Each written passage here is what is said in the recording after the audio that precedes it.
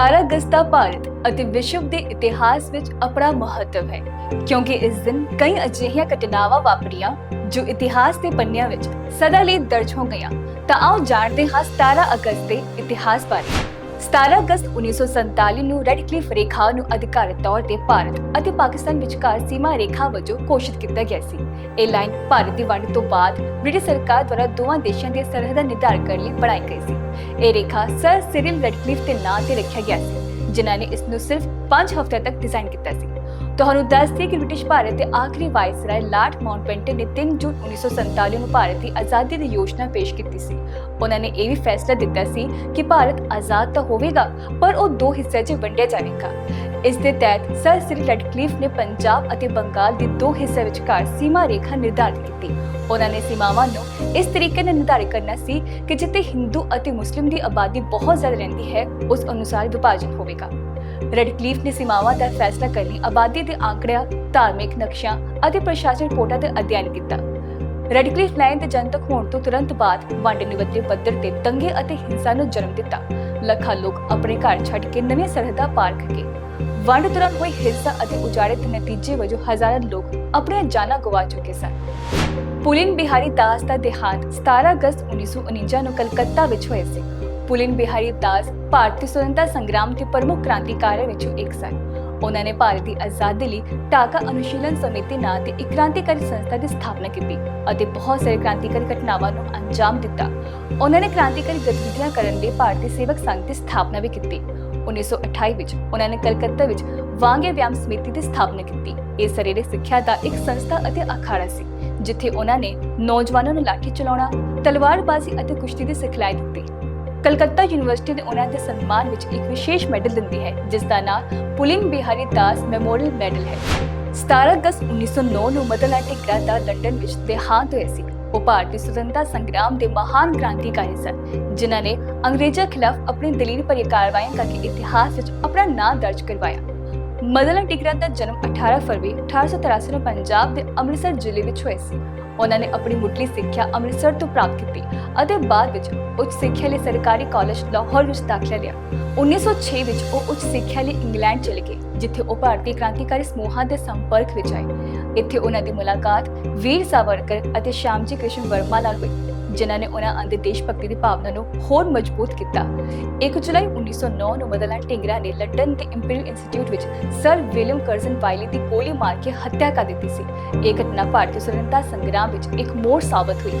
Curzon ਵਾਈਲੀ ਦੇ ਕਤਲ ਤੋਂ ਤੁਰੰਤ ਬਾਅਦ ਮਦਨ ਲਾਲ ਟਿਗਰਾ ਨੂੰ ਗ੍ਰਿਫਤਾਰ ਕਰ ਲਿਆ ਗਿਆ ਸੀ। ਉਹਨਾਂ ਤੇ ਲੰਡਨ ਵਿੱਚ ਮੁਕੱਦਮਾ ਚਲਾਇਆ ਗਿਆ ਸੀ।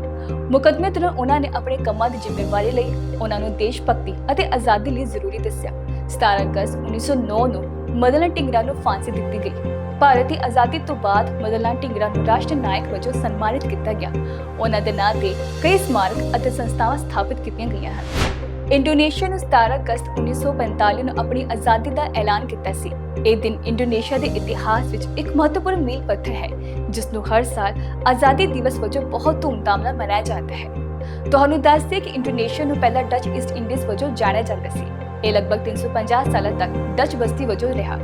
ਦੂਜੇ ਵਿਸ਼ਵ ਯੁੱਧ ਦੌਰਾਨ ਜਾਪਾਨ ਨੇ 1942 ਵਿੱਚ ਇੰਡੋਨੇਸ਼ੀਆ ਤੇ ਕਬਜ਼ਾ ਕਰ ਲਿਆ ਅਤੇ ਇਸ ਨੂੰ ਆਪਣੇ ਸ਼ਾਸਨ ਦੇ ਅਧੀਨ ਕਰ ਲਿਆ। ਦੂਜੇ ਵਿਸ਼ਵ ਯੁੱਧ ਦੇ ਅੰਤ ਵਿੱਚ ਜਾਪਾਨ ਦੀ ਹਾਰ ਤੋਂ ਬਾਅਦ ਇੰਡੋਨੇਸ਼ੀਆ ਦੇ ਸੁਤੰਤਰ ਨੇਤਾ ਸੁਕਰਨੋ ਨੇ 17 ਅਗਸਤ 1945 ਨੂੰ ਇੰਡੋਨੇਸ਼ੀਆ ਦੀ ਆਜ਼ਾਦੀ ਦਾ ਐਲਾਨ ਕੀਤਾ ਸੀ। ਇਹ ਘੋਸ਼ਣਾ ਜਕਾਰਤਾ ਵਿੱਚ ਪੜ੍ਹੀ ਗਈ ਅਤੇ ਇਸ ਨਾਲ ਇੰਡੋਨੇਸ਼ੀਆ ਇੱਕ ਆਜ਼ਾਦ ਰਾਸ਼ਟਰ ਬਣ ਗਿਆ। ਹਾਲਾਂਕਿ ਡੱਚਾਂ ਨੇ ਇੰਡੋਨੇਸ਼ੀਆ ਦੀ ਆਜ਼ਾਦੀ ਨੂੰ ਤੁਰੰਤ ਸਵੀਕਾਰ ਨਹੀਂ ਕੀਤਾ ਅਤੇ ਸੰਘਰਸ਼ 1949 ਤੱਕ ਜਾਰੀ ਰਿਹਾ। ਇਸ ਸਮੇਂ ਦੌਰਾਨ ਇੰਡੋਨੇਸ਼ੀਆ ਆਜ਼ਾਦੀ ਘੁਲਾਟਿਆਂ ਅਤੇ ਡੱਚ ਫੌਜਾਂ ਵਿਚਕਾਰ ਕਈ ਸੰਘਰਸ਼ ਹੋਏ। ਅੰਤ ਵਿੱਚ ਅੰਤਰਰਾਸ਼ਟਰੀ ਦਬਾਅ ਅਤੇ ਸੰਘਰਸ਼ ਦੇ ਬਾਅਦ ਡੱਚ ਨੇ 27 ਦਸੰਬਰ 1949 ਨੂੰ ਇੰਡੋਨੇਸ਼ੀਆ ਦੀ ਆਜ਼ਾਦੀ ਨੂੰ ਮਾਨਤਾ ਦਿੱਤੀ। 17 ਅਗਸਤ 1988 ਨੂੰ ਪਾਕਿਸਤਾਨ ਦੇ ਤਤਕਾਲੀ ਰਾਸ਼ਟਰਪਤੀ ਜਨਰਲ ਮੁਹੰਮਦ ਜ਼ਿਆ ਉਲ ਹਕ ਦੀ ਇੱਕ ਜਹਾਜ਼ ਹਾਦਸੇ ਵਿੱਚ ਮੌਤ ਹੋ ਗਈ ਸੀ। ਇਹ ਘਟਨਾ ਪਾਕਿਸਤਾਨ ਦੇ ਬਹਾਵਲਪੁਰ ਨੇੜੇ ਵਾਪਰੀ ਅਤੇ ਇਸ ਦੇ ਨਤੀਜੇ ਵਜੋਂ ਜ਼ਿਆ ਉਲ ਹਕ ਸਮੇਤ ਕਈ ਉੱਚ ਅਧਿਕਾਰੀਆਂ ਦੀ ਮੌਤ ਹੋ ਗਈ। 17 ਅਗਸਤ 1988 ਨੂੰ ਜਨਰਲ ਜ਼ਿਆ ਉਲ ਹਕ ਇੱਕ ਫੌਜੀ ਜਹਾਜ਼ C-130 ਤੇ ਸਵਾਰ ਸਨ, ਜੋ ਬਹਾਵਲਪੁਰ ਨੇੜੇ ਹਾਦਸੇ ਦਾ ਸ਼ਿਕਾਰ ਹੋ ਗਏ।